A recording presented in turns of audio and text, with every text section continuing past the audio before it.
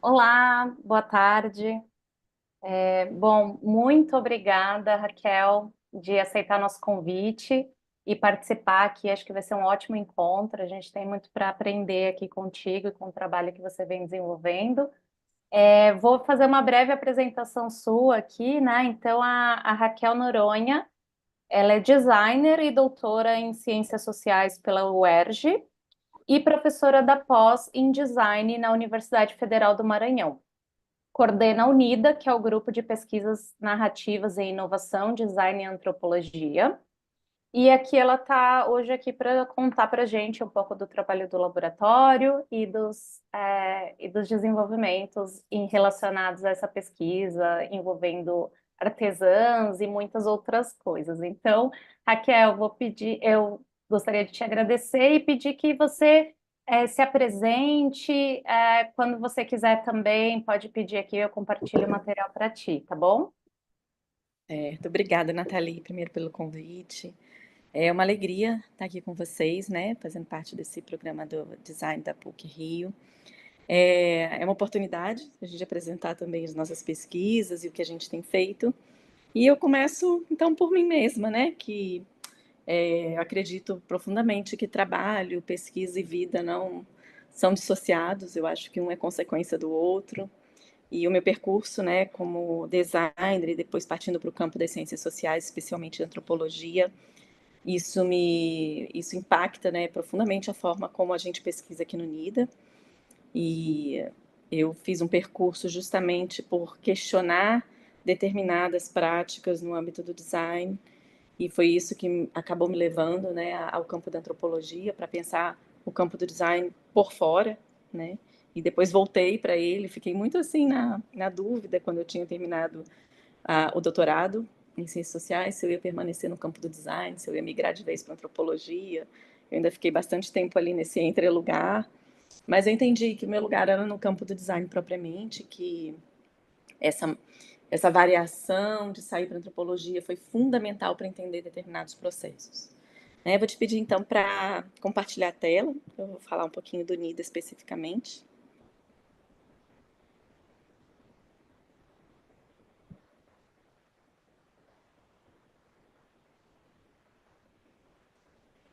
Então, essa fala de hoje é intitulada Designs por Vir, né? Porque a gente está pensando aqui pelo NIDA, perspectivas críticas ao antropoceno. Pode seguir.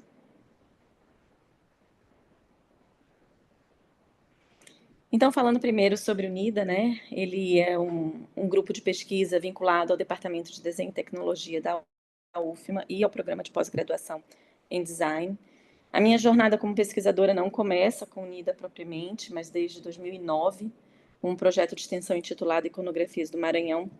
Foi minha primeira aproximação com a pesquisa. Eu tinha acabado o mestrado, já era professora da UFMA, e eu não sou de São Luís, eu sou carioca, eu sou formada pela ESD, e vim para São Luís logo depois de formada, quando eu tinha 23 anos, e me deparei com uma cidade patrimônio da humanidade, uma riqueza cultural incrível, e o meu olhar se dirigiu exatamente a essas questões, né, do patrimônio, da memória, da produção artesanal. E em 2009, eu comecei o projeto Iconografias, que tinha o intuito de mapear, tangibilizar as expressões da cultura popular do Maranhão através de imagens. Por quê?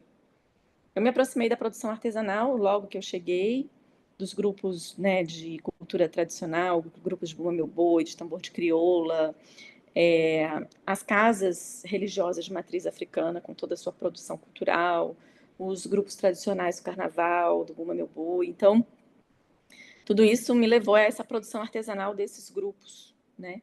E quando isso começou, eu comecei a perceber que o que era comercializado, né, no centro histórico, pelas lojas, tinha muito pouco a ver com essa produção artesanal, né, dos grupos tradicionais, e era tudo o que a gente chama de industrianato, né, esse artesanato produzido em escala, em que chega nos lugares, só coloca o nome da cidade que você encontra aqui, você encontra em Fortaleza, você encontra em Recife, né, muita coisa parecida e baixa qualidade de produção, as camisetas, né, aquela estamparia muito de baixa qualidade, e a preços que os turistas pagavam tranquilamente, né? E eu comecei a me questionar, E se a gente fizesse produtos com identidade cultural local, né? Será que eles teriam uma aceitação de mercado? Será que esses grupos poderiam, né, ser inseridos nesse sistema de produção, consumo, de uma forma sustentável, a partir da produção deles, sem atravessadores, também é uma outra questão muito importante na produção artesanal, e mobilizar, né, essas próprias pessoas das comunidades para esse trabalho. E aí surgiu iconografias e tudo que a gente fez de lá para cá surgiu bem por aí. Em 2015, a gente institucionalizou o NIDA, né? Ele era um núcleo de pesquisa, mas depois mudou o regimento interno da UFMA, que é um grupo, porque é um núcleo, e ele se tornou grupo de pesquisa reconhecido pelo CNPq. Hoje nós atendemos estudantes do mestrado e da graduação. O nosso programa de pós-graduação ainda não tem doutorado, teremos em breve. E trabalhamos, né, no âmbito do ensino, pesquisa e extensão, com essa turma toda que vocês estão vendo aí nas imagens. Hoje a gente tem parcerias com o LADA, da EGE, né, e o ERJ, com a Carleton University, em Ottawa, no Canadá, a Escola de Design da UENG, né, da Universidade do Estado de Minas Gerais, com a FAO, USP e com a Universidade de Buenos Aires. São instituições parceiras, né, onde temos pesquisadoras que trabalhamos juntos em todos os projetos que eu vou apresentar aqui hoje. Então, acho que a gente pode agora para a parte dos nossos conceitos principais, dos nossos meios de ação, né? E eu acho que aqui já entra um pouco mais nessa visão de designs por vir, né? Como a gente trabalha no NIDA com essas comunidades tradicionais, né?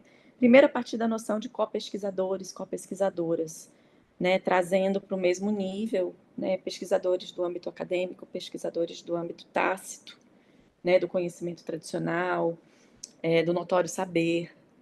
Então, esse é o primeiro, vamos dizer assim, statement que eu gostaria de colocar, que os conhecimentos para a gente no NIDA, eles têm o mesmo valor.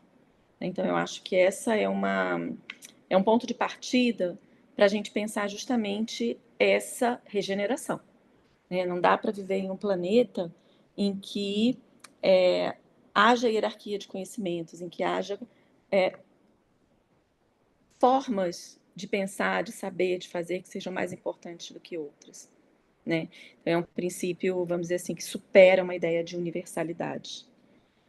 Então, a gente trabalha com a ideia de designs outros, mas sem nunca querer colocar o que as pessoas fazem como prática criativa dentro do cesto, né, do balaio do que é design, né? A gente evita essa violência epistemológica de buscar sistemas de conhecimento, de saberes e fazeres que são livres, que são autônomos e querer encaixar na caixinha acadêmica do campo do design, né? Então, esse é também um princípio nosso. A gente trabalha dentro do que se convencionou chamar design anthropology ou design antropologia, que é conceituado como um subcampo, né, tanto do design quanto da antropologia, mas que não é uma antropologia do design, nem um design antropológico, é um terceiro espaço onde esses campos são potencializados a partir do outro, né? A antropologia tem uma série de interesses no campo do design, o design tem uma série de interesses no campo da antropologia, e o que a gente chama de design antropologia é um espaço de coexistência, né? De abordagens teóricas, metodológicas, né? De sistemas epistemológicos que convergem, né? A partir de uma intenção específica. É uma abordagem intervencionista, né, que quer mudar o âmbito da sociedade, a realidade social com as quais nós trabalhamos, né? A gente parte do paradigma biocêntrico em detrimento do paradigma antropocêntrico. A gente não tem o homem no centro do processo, a gente tem a vida no centro do processo. Seja essa vida humana, de animais, de minerais, de fungos, de materiais, do próprio ambiente. Então, a gente entende a vida como um fluxo e não um princípio anímico que anima corpos propriamente ditos, né? Isso é uma ruptura bastante grande com tudo que vem sendo feito em termos de design ao longo dos últimos anos. Não é uma prerrogativa apenas do NIDA, mas o princípio biocêntrico ele existe em vários campos, né, do conhecimento. Nós trabalhamos a partir, né, do design participativo, a partir das coisas de design, da prototipação, né, de coisas para promover a conversação social. Então, a gente acredita nesse fazer coletivo como a materialização do nosso pensamento para o diálogo social acontecer. Então, o tempo todo a gente está fazendo coisas, colocando materiais em fluxos com as pessoas, com os próprios materiais, com os ambientes, né, e com todos os seres que habitam o fazer projetual, né, a prática projetual. Nós acionamos a observação participante, né, como abordagem sine qua non do campo da antropologia para o campo do design, fazendo a diferenciação que a observação participante aqui não é entendida como etnografia, né? A etnografia ela seria mais um âmbito descritivo do processo, como resultado, né, como saída desse processo antropológico.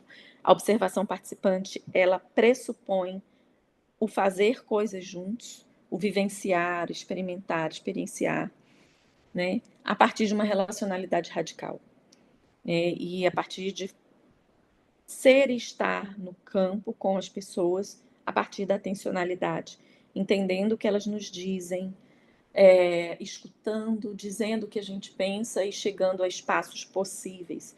Então, essa ideia de um design por vir, para mim, é um design possível, né? É um design que concilia, né, aspectos divergentes em busca da superação do paradigma antropocêntrico. Então, essa, para mim, seria uma síntese, né, inicial aqui, a partir desses conceitos, né, de como acionamos no NIDA. E agora a gente vai para o outro slide, para a prática, de como isso se realiza, né, de fato, né, por meio das práticas de correspondência, que é um conceito do antropólogo Tim Ingold que vem nos orientado ao longo de alguns anos. É importante dizer também que essa abordagem do design e antropologia, ela vem do norte global, né, como um princípio, mas entendo também que desde a da época que a gente se aproximou, né, eu, Zoe, desse conceito, a gente conseguiu fazer um giro, sabe, de abandonar, não de uma forma oposicionista ao que vem do norte global, mas de buscar a nossa forma de fazer design e antropologia, os nossos autores, as nossas teorias. Né? Então, acho que a gente já pode dizer que tem uma produção brasileira sobre design e antropologia, por várias publicações, por vários livros, coletâneas, né?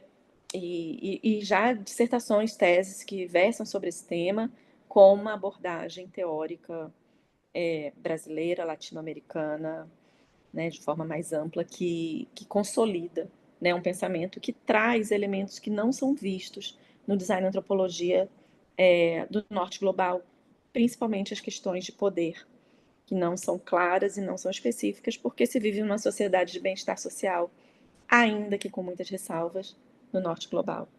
Mas as nossas questões são outras e são sobre elas que nós nos debruçamos. Né? Então, como a gente faz as coisas no NIDA, como a gente realiza, né?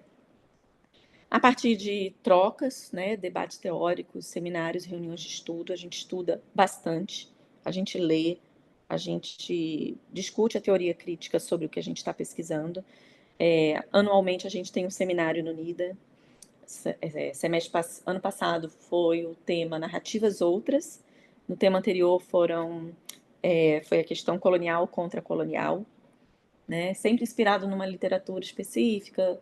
Ano passado, no colonial contra colonial, tinha sido Nego Bispo.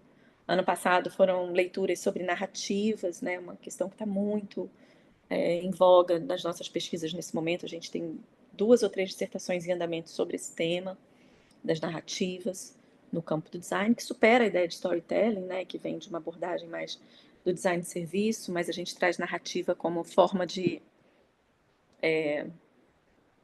adiar o fim do mundo, como forma de ampliar as cosmologias que pautam as nossas práticas criativas, como uma forma de seguir vivendo num planeta em ruínas, né? Que narrativas são essas? E uma das inspirações da gente mesmo é a literatura afropindorâmica, né? Como diz o próprio Nego Bispo.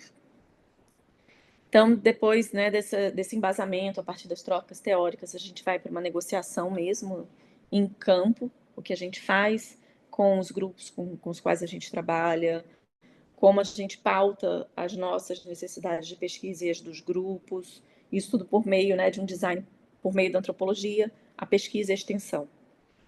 A gente faz visualizações e prototipagens, né, como se fosse uma consolidação de tudo que isso acontece em campo a partir do design gráfico, que é uma prática de tangibilização e a forma de ensino, né, dialogando com o currículo da própria UFMA, reenquadramentos e fricção a partir da produção teórica, da reflexão acadêmica, e a participação em ações políticas e políticas públicas, né? Cada vez mais a gente trabalha com consultorias para o governo do Estado, para instituições, para organizações não governamentais, né, para o governo federal, trazendo esse conhecimento teórico, prático, aplicado à constituição de políticas públicas por meio de consultorias. Né? Então, essa tem sido a nossa prática. Nathalie, tá tudo certo aí? Parece que congelou. Congelou a sua imagem para mim, mas eu te escuto. Você me escuta? Escuto normal. Então, Já mudou o sigamos. slide? Podemos mudar agora. Ele mudou já para livros e documentários?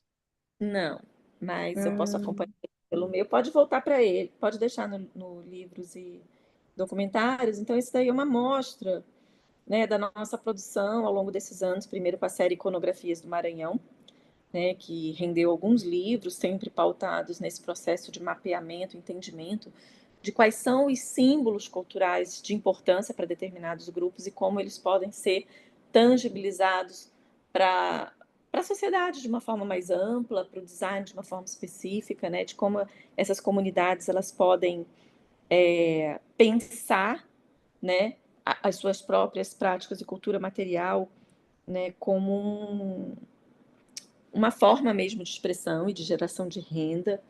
Então, a gente tem uma visão crítica, né, à produção capitalista por todos os danos que ela nos causa, contudo, a gente trabalha com a ideia de pluriverso, né, de que é preciso friccionar né, o capitalismo, mas a gente não tem como se livrar, né, completamente dele. Então, a gente precisa hackear mesmo como forma de manutenção das comunidades dentro desse sistema opressor, né, colonialista, machista, né, com todas as suas idiosincrasias negativas para esse impacto no planeta, né?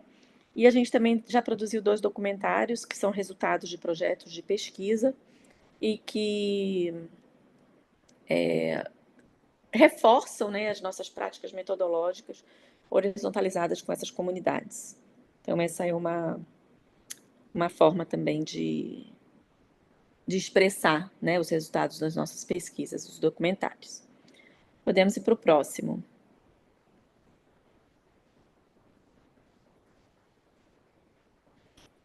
Nathalie, você pode só me dizer qual o próximo? Porque como não está passando para mim, eu estou sem o acompanhamento visual. não está passando, mas daí talvez não esteja passando para as pessoas também que estão assistindo.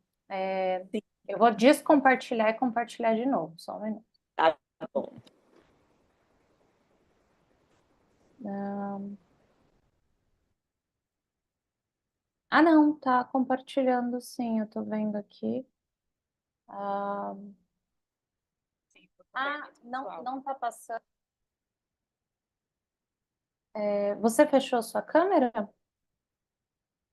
Agora voltou. Voltou. Vê se você consegue ah, ver minha tela de novo. Sim, estamos nesse livro, né, que é o mais recente. Esse livro eu destaco porque ele é uma síntese das 5 dissertações iniciais em que a gente trabalhou o conceito de correspondências como prática, como meio, como abordagem metodológica no campo do design. Então, ele é um livro que traz capítulos metodológicos de 5 dissertações, tem um texto inédito meu na abertura, e comentários ao longo desses textos metodológicos. Eu vou comentando todos os 5, trabalhando de como nós percebemos e trabalhamos as correspondências no campo do design, como prática de pesquisa, como prática de projeto, Então, é o último livro que a gente lançou, que foi ano passado, e ele traz as dissertações, os capítulos metodológicos e uma introdução que resume as dissertações, né, de cada uma delas, da Raema Portela, Camila Bud, Gloriana Solis, Tayomara Santos e Zita Gonzalez. Foram parceiras, assim, essenciais na reflexão e na sistematização desse conhecimento lá no NIDA. Então, podemos ir para o próximo. Falando sobre as trocas, né, já falei um pouquinho, então, sobre os ciclos de estudo. Todo ano a gente tem um ciclo de estudo, geralmente a gente faz híbrido para que pessoas de outras instituições possam participar com a gente desses processos, e o tema, ele advém das pesquisas que estão em curso no NIDA, né? Então, é pautado um pouco, agora a gente está com uma recém-pós-doutora, pós-doutoranda, que acabou de entrar lá com a gente, e a partir do tema dela, do que ela vai, né, trabalhar agora nesse período de um ano, a gente vai constituir nosso próximo grupo de estudos, ciclo de estudos para o próximo semestre. Então, podemos seguir.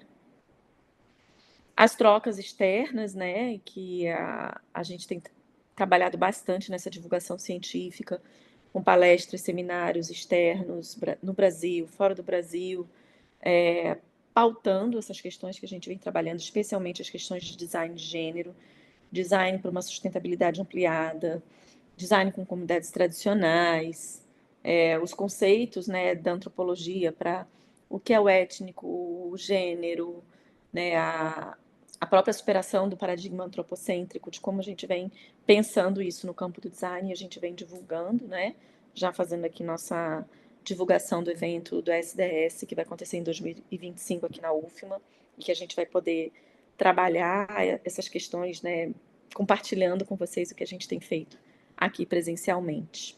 Então, essa também é uma dimensão, né, dessas trocas e de como isso tem acontecido com uma regularidade bem interessante aqui para a gente no NITA. Podemos seguir. As negociações, né? Tanto o trabalho de gestão dos projetos de pesquisa, eu estou aqui na primeira foto com a Taliene, que é do Boi da Floresta, esse grupo de Rua Meu Boi, vocês vão ver o projeto mais adiante. E como a gente trabalha na gestão, né, horizontalizada desse processo, na escrita coletiva de projetos, então a gente trabalha também, né, a participação, ela não está no nível da resposta de um questionário, da validação do nosso trabalho como designer ou como pesquisador, né, que eu acho fundamental, essa participação radical, ela precisa estar no nível decisório dos projetos que são realizados, né?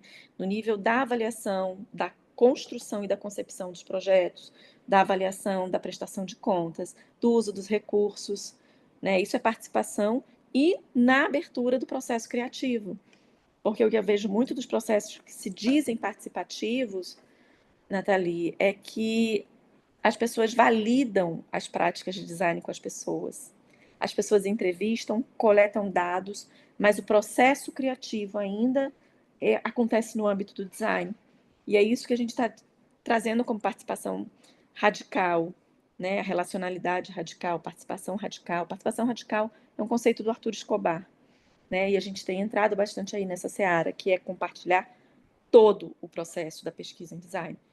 E aqui a gente tem a Marcela, que é mestranda, que está trabalhando nesse projeto do Boi da Floresta, né, co-criando narrativas para a constituição de um processo museal que foi desejo deles. Eles queriam criar um memorial e nós entramos participando desse processo. E aqui eu estava escrevendo projeto de edital com Taliene para a gente conseguir fomento, e a gente conseguiu, e agora a gente está conseguindo colocar esse memorial em prática. Né? Então, esse projeto que eu já venho apresentando, depois vai aparecer foto dele, mas eu já vou falar dele aqui, ele está envolvendo uma turma de graduação de projeto gráfico, que está trabalhando, né, nessas tangibilizações das narrativas coletadas em campo por Marcela, por Nonô, que é bolsista de extensão, Marcela mestranda. Então, a gente consegue trabalhar ensino, pesquisa e extensão, todos alinhados em todos os projetos de pesquisa. E aí a gente consegue trabalhar todos os níveis, né, da educação acadêmica dentro de campo, né, trazendo essa riqueza que é o saber tradicional para dentro da universidade, né?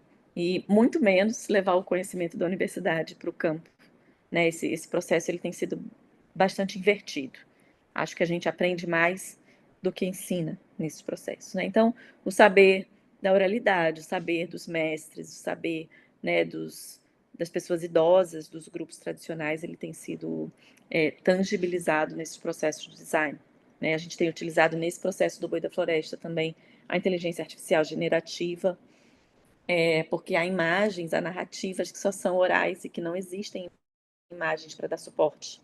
Então, a gente vem criando também, experimentando com inteligência artificial generativa. É a primeira vez que a gente está fazendo isso. Tem tido resultados bem interessantes, ainda não publicados. Podemos seguir.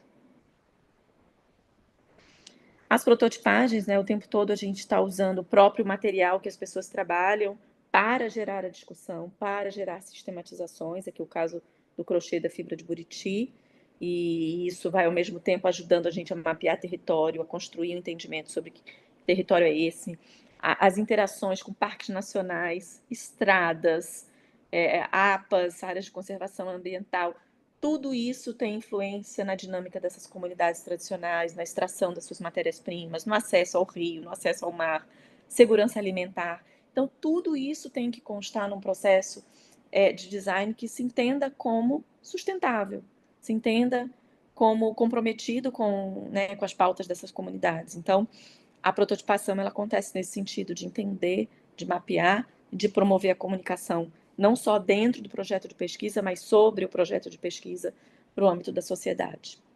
A gente pode seguir, é só um exemplo. Com política pública, né, a gente tem trabalhado com instituições do Estado, do governo do Estado do Maranhão, e aqui a gente está se deparando com uma situação de conflito dentro do próprio governo, que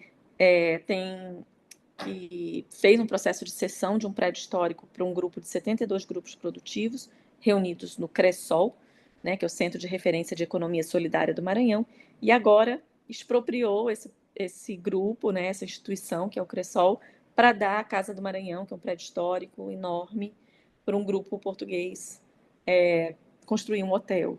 Né? E a gente tem atuado na militância, junto ao grupo, a esses grupos produtivos que constituem o CRESOL, a gestão do CRESOL no processo de design e ativismo, de comunicar à sociedade civil exatamente o que tem acontecido, né?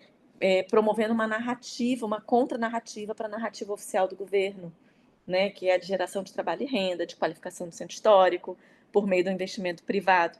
Investimentos públicos privados são bons, podem ser bons para um centro histórico, desde que respeitem, né, o que já estava acontecendo ali antes. Então, todo esse processo da construção da política pública e também, né, de uma atuação política no campo do design que a gente vem trabalhando. Podemos seguir. E aí os projetos de pesquisa e extensão que estão em vigor nesse momento, de 2023 para cá, então eles são bem recentes. A gente está iniciando um processo de cocriação com a MST, né, a partir dos sistemas locais de qualificação que eles estão fazendo das suas produções alimentares e artesanais, e a gente vai atuar com eles em alguns territórios, são 8 assentamentos aqui no Maranhão. Esse daqui está iniciando semana que vem, de fato, que eu vou trabalhar com 8 alunos de graduação nesses assentamentos, né, dentro dessa perspectiva do design e antropologia. Podemos seguir. Esse projeto de pesquisa do CRESOL, né, trabalhando os valores da economia solidária, que constitui o CRESOL, né, com esses grupos produtivos, a partir de uma prática de design que seja autônoma, que promova a sustentabilidade e autonomia dentro dos valores da economia solidária, né, e não querendo adaptar isso ao sistema de valor capitalista, mas em diálogo, né, do sistema de produção que a gente está vivenciando com a economia solidária. Uma outra economia é possível, é o lema deles. Então, a gente já vem trabalhando com o CRESOL há alguns anos e nos deparamos agora com essa situação de expropriação do prédio, né? Então, a gente vem trabalhando, podemos ir para o próximo slide, né, com alguns grupos na sede, que é em São Luís, mas também no interior. Aqui é a pesquisa de mestrado da Luísa Duarte, que está trabalhando com esse grupo produtivo de crochê, né, da fibra de buriti. Então, todos os processos do território, no território, com as mulheres, né, e essas mulheres, elas já têm autonomia, elas já já têm o que elas querem fazer. O que a gente está fazendo é tangibilizar esses processos com elas, seguindo também o projeto da Isabela, de iniciação científica, que está sistematizando a partir dos valores da economia solidária, implantando com elas um sistema de produto e serviço a partir do turismo comunitário. Né? Isso a gente já fizemos em uma outra comunidade, estamos fazendo novamente nessa, já dentro desses valores, que foi o TCC da própria Luísa, que hoje está no mestrado. Então, a gente também tem vamos dizer assim, um plano de carreira dentro do NIDA, né, em que as pesquisas elas vão se especializando e vão se aprofundando, né, desde a iniciação científica do projeto de extensão até o mestrado e espero que futuramente no doutorado, né, a gente consiga fazer projetos com âmbito mais amplos e mais abordagens teóricas mais profundas ainda.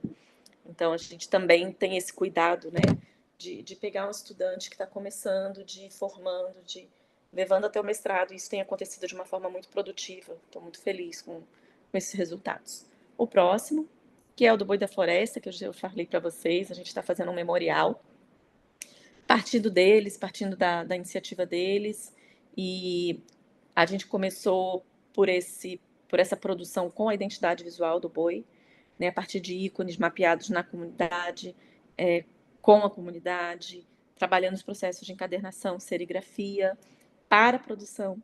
Metade dessa população que trabalha no boi no período que antecede o período junino, que é esse primeiro semestre, fica desempregada e vulnerável, né, socialmente no segundo semestre.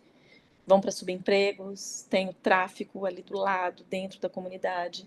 E a Nadir Cruz, que é a gestora do Boi da Floresta, ela tem muito cuidado e preocupação com isso. E a ideia é de montar uma pequena produção, né, para que sustente essas pessoas fora do período junino, mas a partir da identidade cultural do Boi da Floresta. E lá a gente, além dessa loja do memorial, que foi o pontapé inicial, que foi o recurso que a gente conseguiu, eu e a Taliene, a gente está construindo o memorial em si, né, a partir de um projeto de extensão com a graduação em design. Podemos seguir.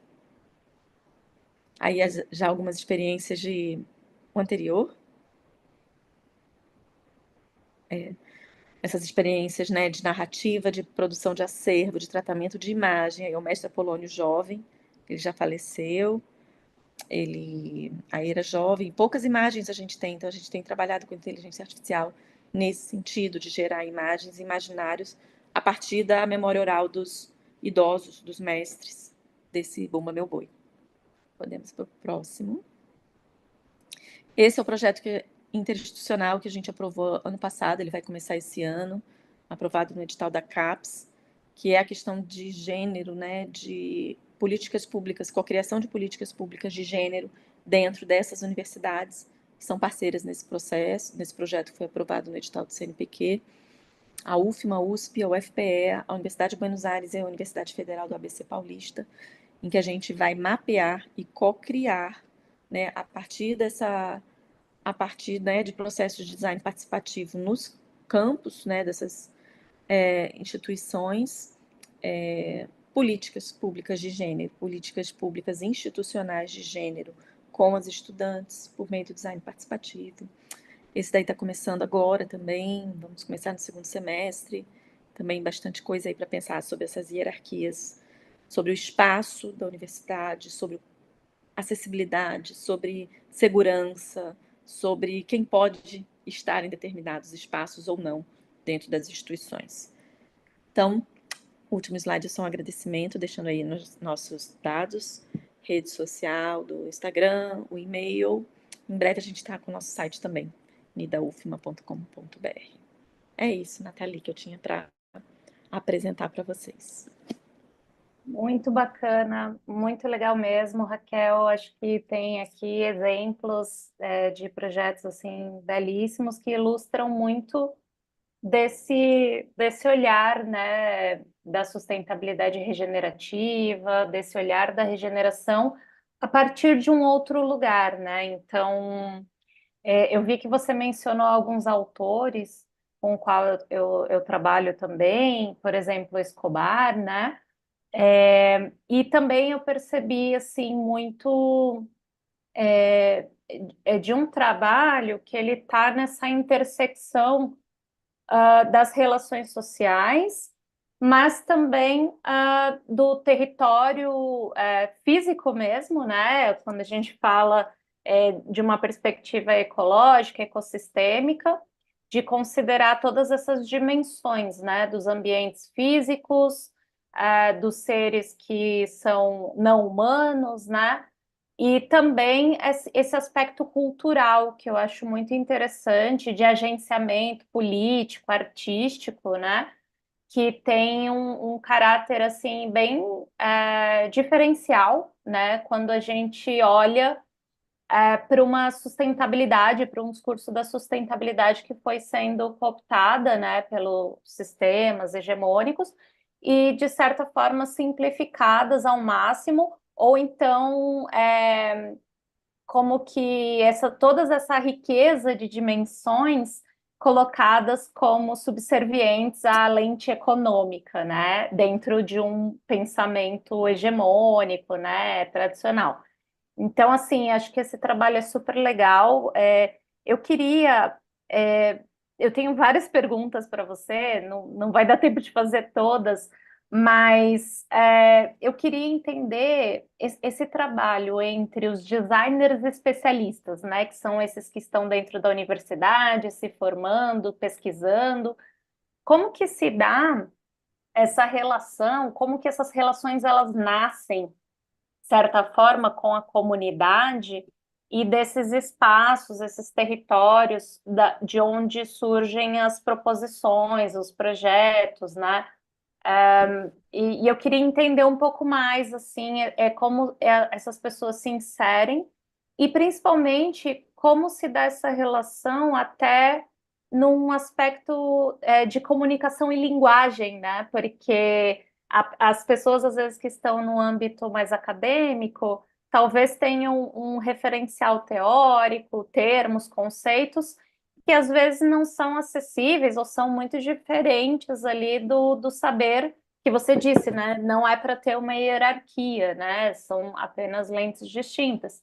E eu queria entender um pouco mais como que nascem esses projetos, assim, nessa interação academia e comunidades, e como que a gente pode desenvolver mais essas parcerias com a comunidade. Sim. Essa questão, Nathalie, da aproximação com o campo, ela é fundamental, porque os projetos, eles não nascem antes da aproximação. Primeiro se dá a aproximação e depois os projetos surgem, né? Eu acho que esse é um ponto fundamental, de que o projeto já nasce a partir da relação. Então, quando as pessoas falam assim, qual é o produto, né, desses processos, desses projetos? É a relação que se estabelece. Então, eu poderia dizer que a maior contribuição desses processos que a gente vem conduzindo no NIDA são a construção de relações, né? O resultado em si. E isso é patente, assim, nos objetivos gerais específicos, né, desses projetos de pesquisa que nascem dentro do NIDA. Essa questão da aproximação com o campo, ela faz parte de uma, vamos dizer assim, de um ethos, né? De uma forma de ser, de uma forma de estar, de pesquisar, de estar na comunidade. Isso foi uma política que a gente adotou também há pouco tempo, de as pessoas não ficam no NIDA, né, pesquisando, as pessoas estão nos grupos. Então, por exemplo, Nono e Marcela, o expediente delas é lá no Boi da Floresta. Eu tenho a equipe que está trabalhando com o Cressol, que é o Luiz, que também está no pós-doutorado aqui com a gente. 3 bolsistas de iniciação científica, Isabela, Andreina e Tainara, que o trabalho delas não é dentro do NIDA totalmente, é no Cressol. Elas saem da aula dela, elas almoçam, elas vão para o Cressol, porque é lá que elas vão entender as demandas, é lá que elas vão construir o diálogo. Então, essa percepção de estar no território, ela é fundamental.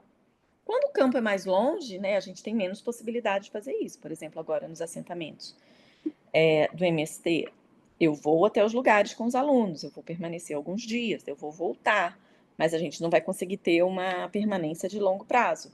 Mas aí a gente expande isso a partir de rede social, né? O trabalho na pandemia não parou, ele aconteceu por rede social. A gente continuou estabelecendo as relações a partir da mediação, né, de equipamentos. Então, isso também é fundamental, a manutenção da comunicação. Para mim, a palavra-chave, né, de um processo de correspondência, que é a atencionalidade, é você manter a atenção, né? Seja física, seja mediada, né, por uma rede social, um Instagram, um WhatsApp, você consegue manter a atenção e entender o que as pessoas querem, a entender quais são as suas demandas. E, sim, a antropologia ensina para gente a se portar no campo, a estar em campo. Mas também é uma disposição individual, né? De se deslocar das suas prenoções, deslocar da familiaridade, daquilo que você pensa, daquilo que você está estável, né, dentro do seu conhecimento teórico, para se dedicar ao outro. Né? Então, teve gente que já entrou no NIDA que não se adaptou a esse tipo de abordagem e saiu, e é natural, né, que não queira sair. A gente tem mil e uma histórias de adaptações desse processo. Tá aí, Nathalie? Não sei se caiu. Oi, eu te escuto, a sua câmera congelou um pouco para mim. Voltou. Agora tá, voltou. Até te avisando, porque a gente tá com. Eu tô com uma instabilidade aqui de rede, porque no Rio de Janeiro tá tendo chuvas torrenciais. Certo. Teve até ponto facultativo hoje para universidades e outras instituições. Então, assim, é interessante, eu vejo, assim, também muito do que você traz, que da antropologia, né? Ele tem ali uma sinergia grande com o que a gente entende, às vezes, no design regenerativo, a gente tem muito uma visão da fenomenologia, né? Ou Uhum. até antes da fenomenologia, com uma visão baseada em Goethe, e outros autores, por exemplo, como Alan Kaplan, né, que fala também dessa questão de desenvolvimento social. E eu Sim, gosto muito também do olhar cartográfico, né, da perspectiva cartográfica e até uma ética cartográfica proposta inicialmente por Deleuze e Guattari, e a gente tem um desenvolvimento muito rico aqui no Brasil, né, por pesquisadores que trazem essa questão da atenção, de alguns dos termos que você está falando, né? Então, eu sim, acho super interessante. E esse olhar que ele não é estanque nas dimensões do social, né? Uma coisa que também percorre ali a pluralidade de relações que a gente tem na relação com o mundo, né? Com o território. Então, isso é bem interessante. Você está me ouvindo? Que está tô congelado ouvindo, para mim.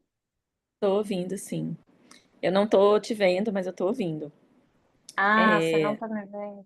a Puxa. câmera tá congelada e a sua tá apagada. Mas vamos lá. Então, eu acho sim, essa questão cartográfica ela é muito presente. A gente tem, inclusive, um livro daqueles de iconografia. É, é só sobre cartografia, né? A gente usa a prática cartográfica como método, como forma, né? Como prática mesmo, de pesquisa, de reflexão. E é dali, né, da prática cartográfica que a gente constrói o conceito, né, de plano comum, da ética do possível, que é outro tema que eu tenho dedicado agora. Eu acabei de escrever um texto sobre isso, vai ser publicado agora em junho, sobre uma ética do possível, sabe? Que é a construção ética com essas comunidades. Porque muitas vezes são cosmologias, né, muito muito diversas, né, das quais a gente está acostumado do paradigma ocidental, capitalista, antropocêntrico, e são formas de ver, de construção de valores que são muito diferentes. Então, não é omitir a nossa, né, porque nós também somos sujeitos agentes, né, dentro dessa relação, mas é chegar nesse espaço do possível, em que a gente consiga aportar os nossos conhecimentos, as nossas práticas, e o outro também, né? Então, é esse respeito dessa ruptura hierárquica que a academia sempre teve sobre os seus, entre aspas, pesquisados, né?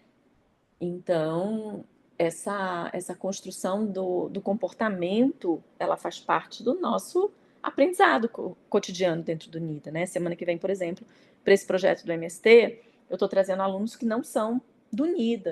Eu abri uma chamada para graduação em geral, vários alunos se candidataram. Então, eu vou precisar fazer um treinamento, porque são pessoas que ainda não participaram de seminários, de ciclos de estudo, né? Para entender essa teoria antropológica das práticas de correspondência, do ser e estar em campo, né? Do que é o ethos etnográfico e tudo mais.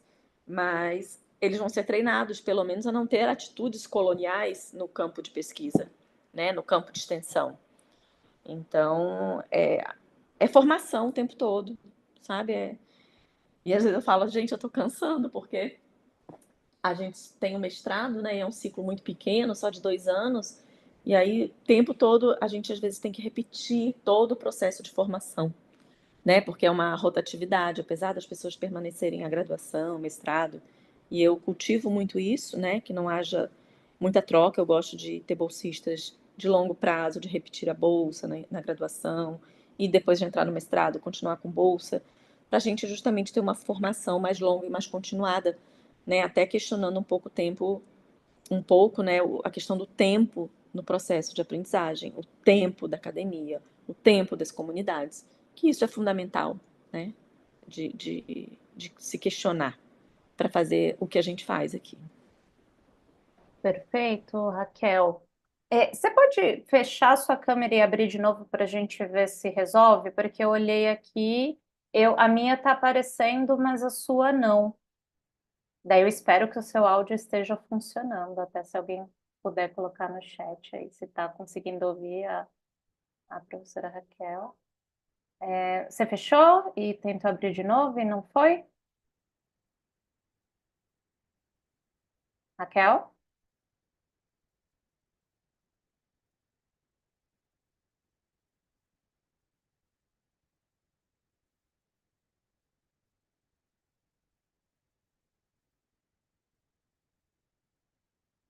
Professora? Hum, acho que a gente perdeu a conexão de vez com a Raquel. Peraí, eu vou ver se ela.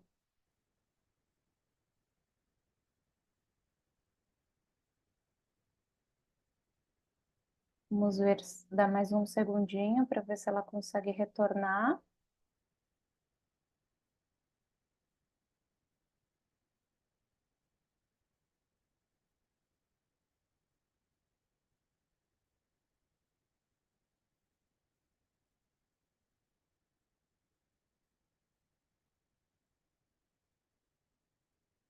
Ah,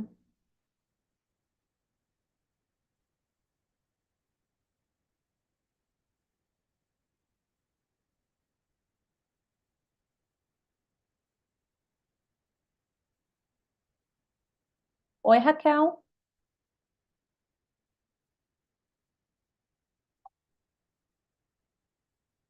Sim, eu estou conversando aqui, pessoal, com a Raquel. Parece que a internet dela teve algum problema, ela caiu, mas ela está tentando voltar aqui para a gente fazer um encerramento, tá? Eu tenho várias perguntas, é um trabalho super interessante, mas a gente, infelizmente, tem um tempo aqui limitado, né? Mas eu acho que converge muito as proposições e os métodos, as abordagens trazidas com a proposta da regeneração, né, em si. Vamos lá,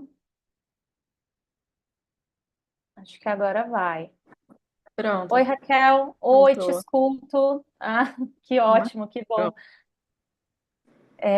Deixa eu ver aqui se você. Só checar se você já vai aparecer aqui também para o pessoal que está assistindo. E assim, realmente, eu estava comentando, né? Tem muita convergência, eu acho, de todos esses temas que você vem trabalhando ao longo dos anos, com essa proposta de uma da regeneração enquanto esse olhar não só para uma sustentabilidade ambiental, né, mas também olhar para essa implicação das pessoas num processo de transformação, onde a gente possa reconquistar ou até afirmar a visão de comunidades que não foram modernizadas, né? De certa forma, elas já têm uma predisposição ou um jeito de ser e estar no mundo que é muito mais coerente com o olhar ecológico, né? Então, de se perceber enquanto parte da natureza, e dessas relações ecossistêmicas, né? E também de trazer ali uma produção criativa que contemple, né, essa voz da comunidade. Então, isso tudo é muito interessante. Eu queria entender contigo sobre o SDS, né? Então, aqui compartilhando com as pessoas, eu tive a oportunidade de conhecer a professora Raquel no Simpósio de Design Sustentável que aconteceu em 2023.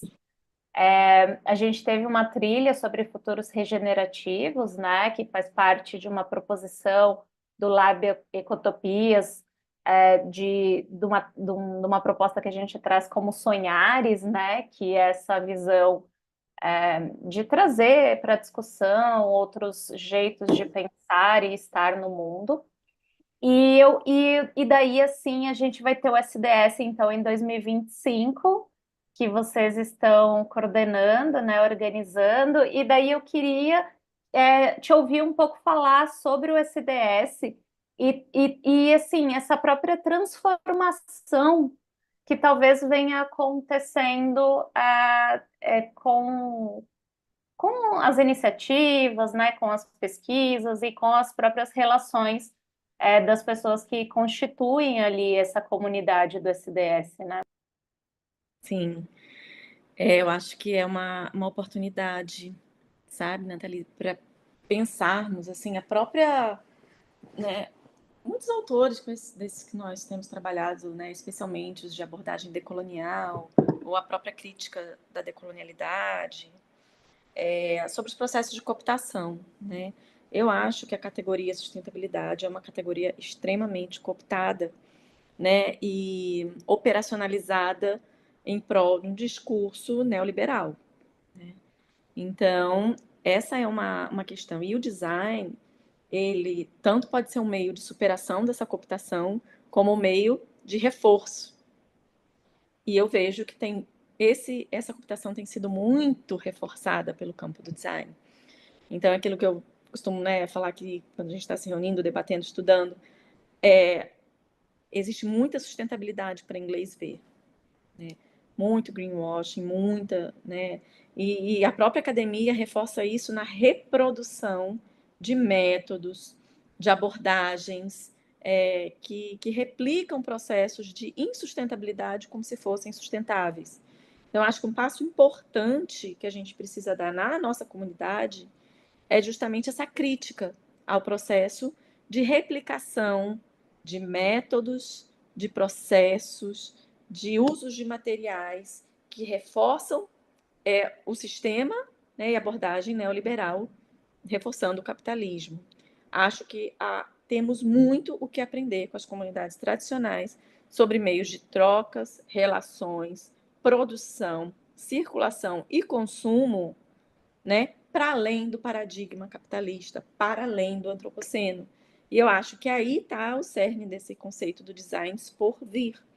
A gente tem muito o que aprender e há muito por vir, né, sobre práticas de consumo, produção, trocas, entendimento de mundo, visões, né, e não são nem cosmovisões, são cosmosentires, né, de várias naturezas, né, tátil, o paladar, o olfato, tudo isso envolvido num processo de sustentabilidade, né? Então, o corpo precisa estar muito presente. A gente tem um projeto aqui chamado Corpo Design que foi fundamental para a gente perceber e implementar essas práticas corporais na nossa pesquisa, que também é uma outra questão. Não daria para falar sobre tudo isso aqui, mas é uma perspectiva, né? E a ideia do SDS vai ser essa, de experimentar outras formas, né? Outras formas de, até mesmo de apresentar pesquisa, né? Por que não a gente ir para campo, apresentar essas pesquisas para as pessoas que fazem de outra forma, e o que elas têm a nos dizer, né? Que não sejam talvez nossos pares debatendo com a gente, mas pessoas de comunidade recebendo esses projetos e o que elas veem disso. Qual a visão delas sobre processos, né, de sustentabilidade que nós do campo do design promovemos? Será que isso é sustentabilidade para elas? Né? Será que elas veem isso como impactante, como possível, como ético, né? Dentro do que elas veem como ética, né? Uma ética sustentável? Então, a nossa proposta vai ser essa, né? De fazer um SDS que se aproxime. Fico feliz também que o P&D vai ser na região amazônica, né? Em Manaus, esse ano. A gente pretende lançar o edital do SDS no P&D, né? Fazendo uma chamada longa, com calma, que dê para todo mundo participar, se planejar de vir aqui para o Maranhão. Vai ser um prazer receber todos, todas aqui e ter essas trocas, né? Com o pé no chão, no território, nas comunidades. Então, quero fazer um SDS bem fora da universidade. Essa é a nossa proposta e perspectiva. Muito legal. Eu, particularmente, estou ansiosa, muito empolgada.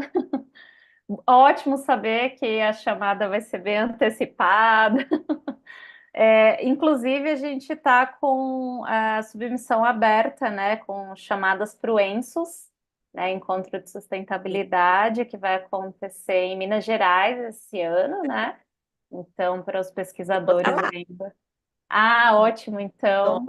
Dentro. Eu também tô me planejando para. Legal. Bacana. Raquel, agradeço muito a sua participação aqui com a gente no canal Design Regenerativo. É muito inspirador realmente o seu trabalho. Para quem quiser também saber um pouco mais, há artigos publicados na página do SDS, né, que aconteceu em 2023. Então, vocês podem procurar e tem artigos que já foram publicados sobre alguns dos projetos mencionados aqui hoje. E também seguir, claro, Unida nas redes sociais, arroba Nida Ufman. Nida Ufma. Maravilha. Então, muitíssimo obrigada, Raquel. E daí a gente segue em contato. Espero continuar uma colaboração com vocês.